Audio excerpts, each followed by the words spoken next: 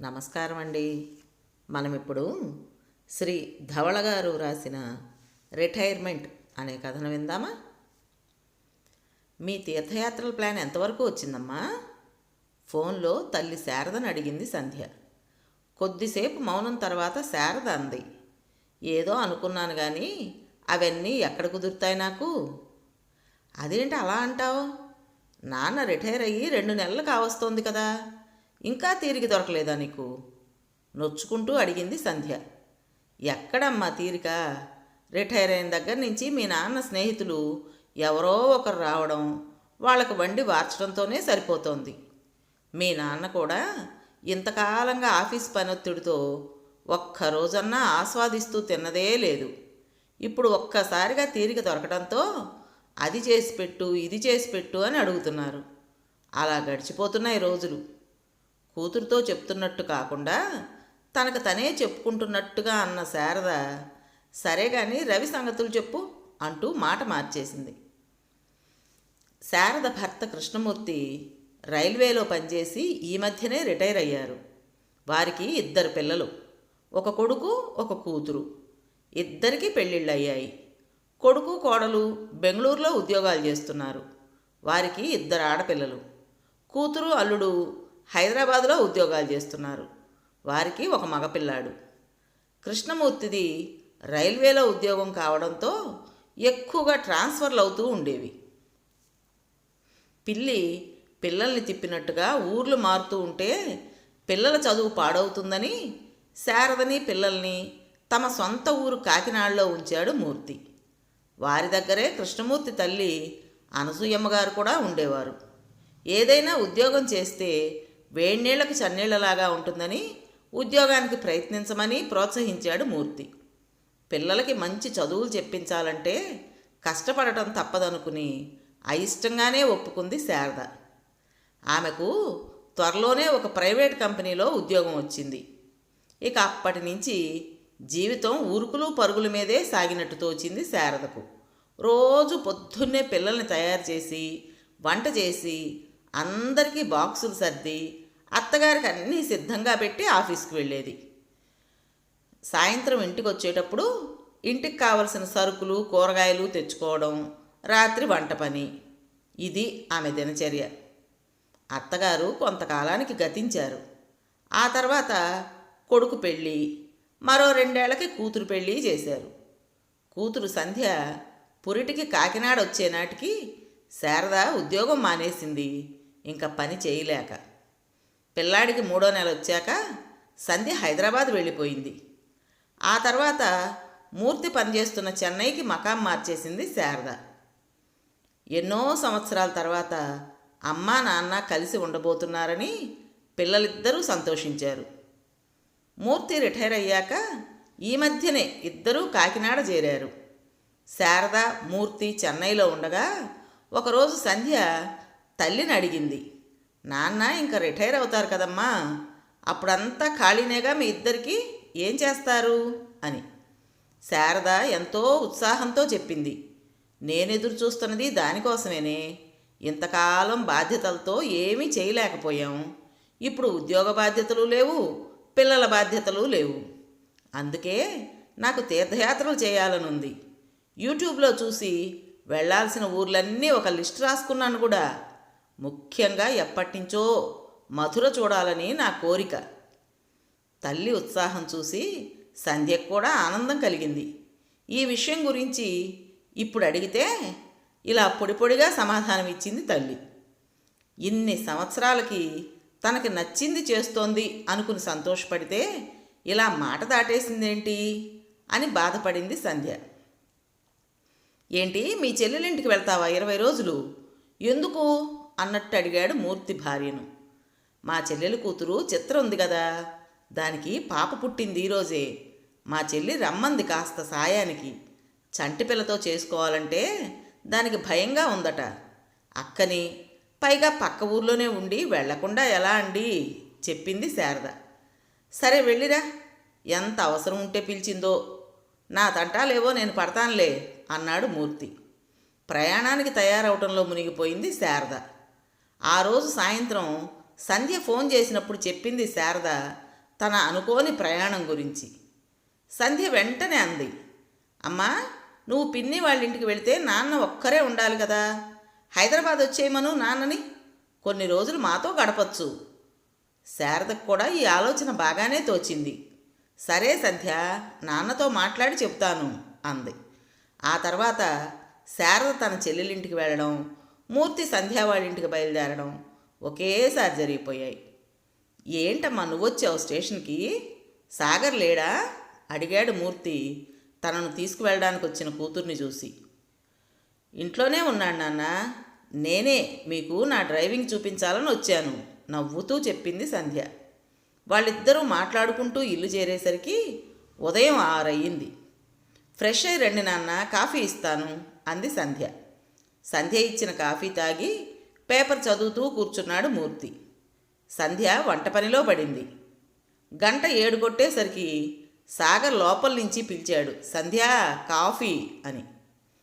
వస్తున్నా అంటూ కాఫీ కలిపి లోపలికి తీసుకువెళ్ళింది. ఒక పావుగంట తర్వాత రవిని లేపి బ్రష్ చేయించి బయటికి తీసుకొచ్చింది. వాడు మూర్తిని చూస్తూనే, హాయ్ తాత, ఎప్పుడొచ్చావు అన్నాడు సంతోషంగా. పొద్దున్నే వచ్చానురా, నీకు సర్ప్రైజ్ ఇవ్వాలని నీతో చెప్పలేదు మమ్మీ అన్నాడు వాడిని ఒళ్ళో కూర్చోబెట్టుకుంటూ. అవునా, నేను చాలా సర్ప్రైజ్ అయ్యాను అన్నాడు రవి సంతోషంగా. ఈలోపు సంధ్య రవికి పాలు తీసుకొచ్చి, రవి పాలు తాగి స్నానం చేసిరా త్వరగా, తాతయ్యతో సాయంత్రం ఆడుకుందువు గాని అంది. Okay mummy.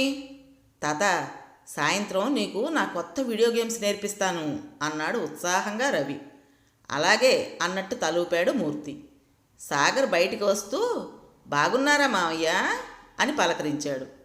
బాగున్నాను సాగర్ అన్నాడు. ఎలా ఉంది మీ రిటైర్డ్ లైఫ్ అడిగాడు సాగర్. చాలా ప్రశాంతంగా ఉంది సాగర్.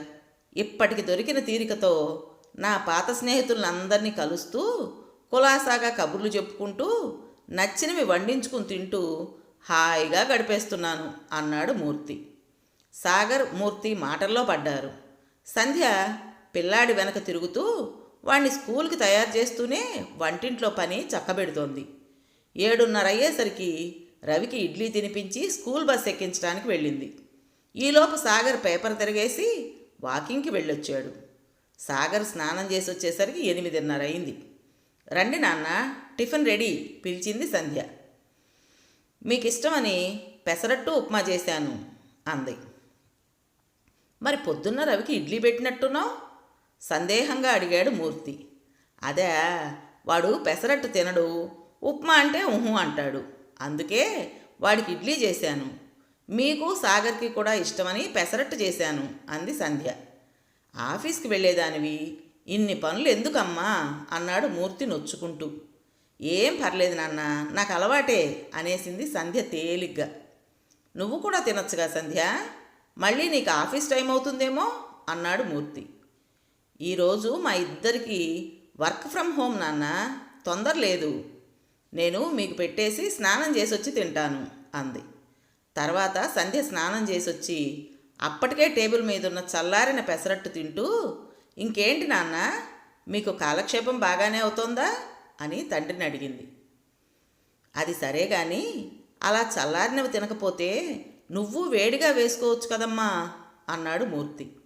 సంధ్య నవ్వుతూ, ఇందాక మీకు వేసినప్పుడు పెనం వేడిగా ఉందని నాకు కూడా 2 వేసేసుకున్నాను నాన్న, మళ్ళీ విడిగా అంటే టైం వేస్ట్ కదా.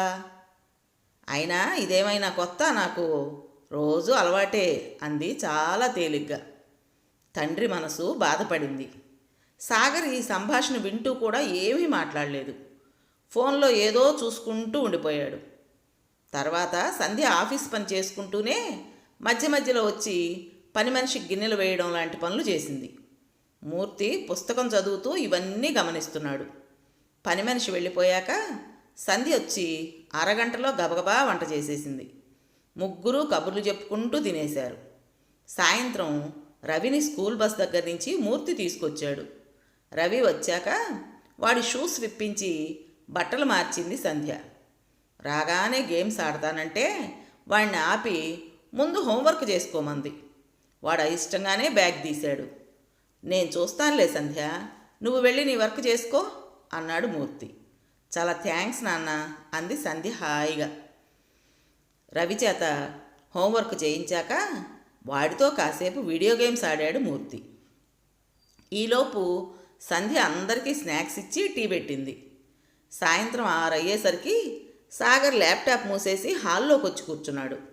రవి వాళ్ళ నాన్నతో, నాన్న ఈరోజు ఫ్రైడే కదా, ఏదైనా మూవీ చూద్దాం అన్నాడు. సరే అలాగే రవి అంటూ సాగర్ టీవీ ఆన్ చేసి ఓటీటీలో కొత్తగా రిలీజ్ అయిన సినిమా ఒకటి పెట్టాడు. ముగ్గురు చూస్తున్నారు. సంధ్య మాత్రం ఇంకా ఆఫీస్ పనిలోనే ఉంది. 7 అయ్యాకొచ్చి ఏం సినిమా చూస్తున్నారు అంటూ ఒకసారి టీవీలోకి చూసి అంతలోనే అమ్మో టైం 7 అయ్యిందా అంటూ గడియారం చూసి నేను వెళ్ళి వంట చేయాలి బాబు అనుకుంటూ వంటింట్లోకి వెళ్ళింది. 1 గంట అయ్యాక భోజనానికి రండి అంది. ఇక్కడికే తీసుకురా మమ్మీ, సినిమా ఇంకా అవ్వలేదు అన్నాడు రవి. ఓకే అని అన్నీ టీవీ దగ్గర అమర్చింది సంధ్య. మూర్తి కూడా వెళ్ళి కూతురికి హెల్ప్ చేశాడు. రవి సినిమా పాజ్లో పెట్టి వెళ్ళి నీళ్లు తీసుకురా అని పురమాయించాడు మూర్తి. సరే తాత అని పరుగున వెళ్ళాడు రవి. అందరూ సినిమా చూస్తూ భోజనం ముగించారు. సంధ్య వంటింట్లో అన్నీ సర్దుకుని వచ్చేసరికి సినిమా అయిపోయింది. రవి ఇంక వెళ్ళి పడుకో, రేపు హాలిడే ఉన్నది నాకు నాన్నకి కానీ నీకు కాదు అంది సంధ్య. సరే మమ్మీ, కానీ రేపు నైట్ మాత్రం నా ఇష్టం వచ్చినంతసేపు చూడనివ్వాలి అంటూ మూర్తికి గుడ్ నైట్ చెప్పి వెళ్ళాడు రవి.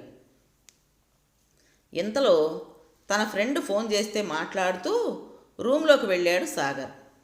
ఏంటమ్మా సంధ్య, నీకు ఆఫీస్ వర్క్ ఎక్కువ ఉంటుందా, చాలాసేపు చేసినట్టు కనిపించావు అడిగాడు మూర్తి.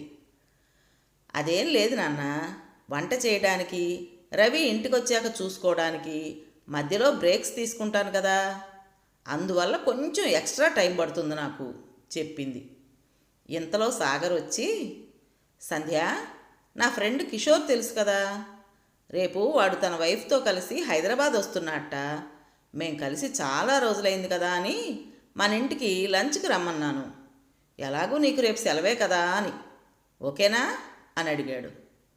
అలాగా, సరేలే ఎలాగూ రమ్మని చెప్పేశావు కదా, ఏదో ఒక వెరైటీ చేస్తానులే రేపు అంది ఒకంత నీరసంగా. థ్యాంక్స్ అని లోపలికి వెళ్ళిపోయాడు. చూసారా నాన్న, సెలవు రాగానే ఏదో ఒక పని ఇలా వస్తుంది. సర్లే ఆడవాళ్ళకి తప్పదు కదా, మీకు రిటైర్మెంట్ అయినా ఉంది కానీ మాకు అది ఉండదు అంటూ నిట్టూర్చింది సంధ్య. మూర్తి ఆలోచనలో పడ్డాడు. ఆ మరుసటి రోజు కిషోరు అతని భార్య వచ్చారు. మర్యాదకి మూర్తి వాళ్ళందరి దగ్గర కూర్చున్నాడు. కానీ మనసంతా ఆలోచనలతో నిండిపోయింది. ఇదివరకు కూడా తాను కొన్నిసార్లు ఇక్కడికి వచ్చాడు, కానీ ఎప్పుడూ తన కూతురు ఎంత కష్టపడుతున్నట్టు తనకు తోచలేదు. ఎప్పుడూ శారదతో కలిసి రావడం వల్ల తాను అంతగా గమనించలేదా? అయినా తన కూతురు అల్లుడి కన్నా ఎందులో తీసిపోయింది, ఒక్క వయసులో తప్ప ఇంకెందులోనూ తక్కువ కాకుండా ఉండాలనే వెతికి మరీ ఈ సంబంధం చేశాడు. మరెందుకు సంధ్య మాత్రమే అంత కష్టపడుతోంది? ఇదివరకు సాగర్ ఇలా ఉన్నట్టు తనకు గుర్తులేదే. అయినా అతన్ని తప్పు పట్టడానికి తనకేం అర్హత ఉంది? తను కూడా ఇంట్లో ఇలాగే ప్రవర్తిస్తాడు. పైగా తన భార్య ఇష్టాయిష్టాలకి ఎక్కువ విలువిస్తాడని మంచి పేరుంది బంధువర్గంలో. ఇక్కడి పరిస్థితులు చూశాక ఇప్పుడు అనిపిస్తోంది తాను శారదకి తగినంత సాయం చేయలేదేమో అని. అవును, తానెప్పుడూ శారదకు ఇంటి పనిలో సాయం చేయలేదు. శారద ఎప్పుడూ అడగలేదు మరి తనని. ఇప్పుడు సంధ్య అయినా సాగర్ని ఒక్క మాట అనడం లేదు కదా. కానీ ఒక తండ్రిగా తన కూతురి కష్టం తన కళ్ళకు కనబడింది. కానీ తనతో ఇన్ని సంవత్సరాలు కష్టంలోనూ సుఖంలోనూ సహచర్యం చేసిన శారద కష్టం తనకెప్పుడూ కనపడలేదు. ఇంత చిన్న విషయం ఇంతవరకు తనకు గ్రహింపుకు రానందుకు చాలా సిగ్గుపడ్డాడు. అక్కడ ఉన్నన్ని రోజులు సంధ్యకు తనకు చేతనైన సాయం చేస్తూ వచ్చాడు. ఒకరోజు సంధ్య అడిగింది, నాన్నా ఇంకా మీకు ఆఫీస్ లేదు కదా, ఏవైనా గుళ్ళు గోపురాలు చూసి రావచ్చు కదా, అమ్మకి ఎప్పటినుంచో కోరికగా ఉంది అని. అవునా, అమ్మ వెళ్ళాలనుకుందా అడిగాడు మూర్తి. అనుకోవడం ఏంటి నాన్న, మీరు రిటైర్ అయ్యాక ఎక్కడికి వెళ్ళాలో ఒక పెద్ద లిస్ట్ రాసి పెట్టుకుంది కూడా. అందులో మొదటిది మధుర, చెప్పింది నవ్వుతూ. ఎంత కథ ఉందా, నాతో మాట మాత్రం చెప్పలేదు అన్నాడు నిష్ఠూరంగా. ఈ మధ్య కదా నాన్న మీకు తీరిక దొరికింది, అందుకని మీ స్నేహితుల్ని కలుస్తూ ఎంజాయ్ చేస్తున్నారని ఊరుకుందమ్మ. అయినా అమ్మ ఎప్పుడూ చెప్పదు కదా తన మనసులోని కోరికలు, అంది సంధ్య. పోన్లే, నాతో చెప్పి మంచి పని చేసావు. వచ్చే నెలలో మా ఇద్దరికి మధుర వెళ్ళడానికి టికెట్స్ బుక్ చేస్తాను. అమ్మతో అప్పుడే అనకు, సర్ప్రైజ్ అన్నాడు మూర్తి. చిన్నపిల్లాడిలా చెప్తున్న తండ్రికేసి అలాగే అన్నట్టు చూసి తలూపింది సంధ్య. శారద ఇంటికి వచ్చే రోజు తనకంటే ముందే మూర్తి ట్రైన్ దిగాడు.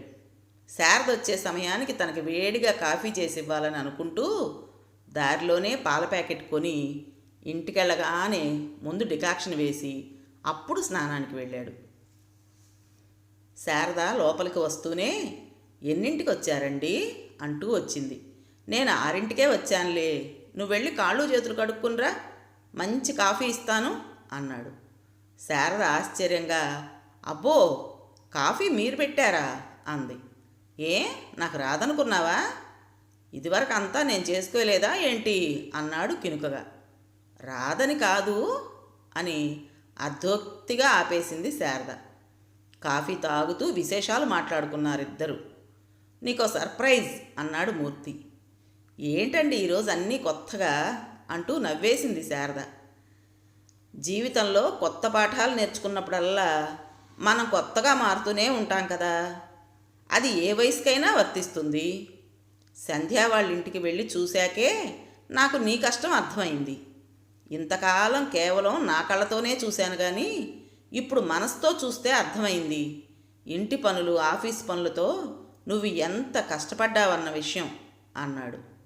ఏంటో చాలా కొత్తగా మాట్లాడుతున్నారు. నేను కష్టపడ్డాను నిజమే, కానీ అదంతా మన కుటుంబం కోసమే కదా. మీరు మాత్రం కుటుంబానికి దూరంగా ఉండి కష్టపడలేదా అంది శారద. అవును శారద, అందుకే నాకు రిటైర్మెంట్ ఉంది, కానీ నీకు అది కూడా లేదు. అందుకే ఇక నుంచి మనిద్దరం పనులు పంచుకుంటూ మనం గతంలో టైం లేక చేయలేకపోయిన పనులన్నీ చేద్దాం, సరేనా అన్నాడు మూర్తి. బాగానే ఉంది, అంతకంటే ఇంకేం కావాలి? ఇంతకీ ఆ సర్ప్రైజ్ ఏంటో చెప్పండి అంది శారద కుతూహలంగా. మనం మధుర వెళ్ళడానికి టికెట్స్ తీసుకున్నాను అన్నాడు మూర్తి మెరిసే కళ్ళతో. అవునా, సంధ్య చెప్పిందన్నమాట మీకు అంది శారద ఆనందంగా. అవును, నీ లిస్ట్ ఇప్పటికైనా నాకు చూపిస్తే నేను కూడా మంచి భర్త అవ్వడానికి ప్రయత్నిస్తాను మరి అన్నాడు మూర్తి ఆట పట్టిస్తూ. ఊరుకోండి, ఇప్పుడు మీరు మంచి భర్త కాదని ఎవరన్నారు అంటూ నవ్వేసింది శారద. మొత్తానికి నన్ను విలన్ని చేసి మీ నాన్నగారికి సినిమా చూపించావుగా అన్నాడు సాగర్ చపాతీలొత్తుతూ. సినిమా కాదు, మా అమ్మ మనసు ఆయనకు అర్థమయ్యేలా చూపించాలి అనుకున్నాను, అంతే. మా నాన్న చాలా మంచివారు, కానీ భార్య చెప్పకుండానే తన మనసులో మాట తెలుసుకునే తెలివితేటలు లేవు. మా అమ్మేమో బయటికి చెప్పదు, అందుకే ఈ చిన్న నాటకం అంది చిన్నగా నవ్వుతూ. అయితే మాత్రం ఇప్పుడు వాళ్ళిద్దరూ నన్ను తిట్టుకుంటూ ఉంటారు నిన్ను కష్టపెడుతున్నందుకు అన్నాడు బాధ నటిస్తూ సాగర్. అయితే ఈసారి మా అమ్మా నాన్న వచ్చినప్పుడు వంట మొత్తం నువ్వే చెయ్యి, నేనేమి అడ్డు చెప్పను అంది సంధ్య కళ్ళెగరేస్తూ. ఆ వంట తిన్నారంటే ఇక ఎప్పటికీ క్షమించరు నన్ను అన్నాడు సాగర్. ఇద్దరూ నవ్వుకున్నారు పెద్దగా. విన్నారు కదండి, రిటైర్మెంట్. మరి ఈ కథ మీకు నచ్చిందా? నచ్చినట్టయితే లైక్ చేసి మరో నలుగురికి షేర్ చేయండి. అలాగే ఈ కథ పైన మీ విలువైన అభిప్రాయాన్ని కామెంట్ బాక్స్లో తప్పక తెలియజేస్తారు కదూ. మరి ఇంత మంచి కథను మనకు అందించిన శ్రీ ధవళ గారికి మనస్ఫూర్తిగా మనందరి తరపున ధన్యవాదాలు తెలుపుకుంటూ, ఇటువంటి మంచి మంచి కథల కోసం కొత్త వాళ్ళు మన ఛానల్ని తప్పకుండా సబ్స్క్రైబ్ చేసుకోండి. రేపు మరో మంచి కథతో మీ ముందుకు వస్తాను. అప్పటి వరకు ఉంటానండి.